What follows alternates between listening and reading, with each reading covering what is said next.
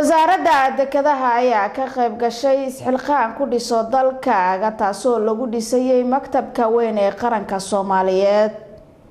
wasaaradda dekedaha iyo gaadiidka badda ayaa ka qayb qaadatay dhismaha maktabka qaran ee isxilqaanka lagu dhisay taasoo ku dhawaaqday madaxda qaranka Soomaaliyeed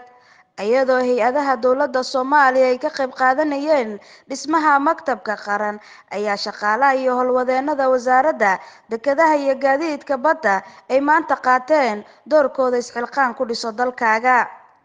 agaasimaha waaxda shaqaalaha wasaaradda dekedaha iyo badda Cabdullaahi Sheekh Cumar kuna hadlayay magaca wasaaradda ayaa sheegay waa shaqaalaha wasaaradda dekedaha iyo gaadiidka badda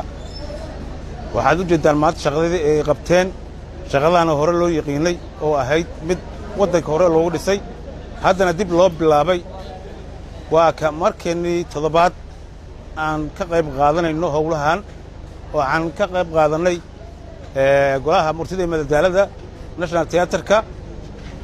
waxaan ka qayb qaadanay madxafka qaranka maantana waxaan joognaa maktabada qaranka waa meesha halbowlaha u ah wadanka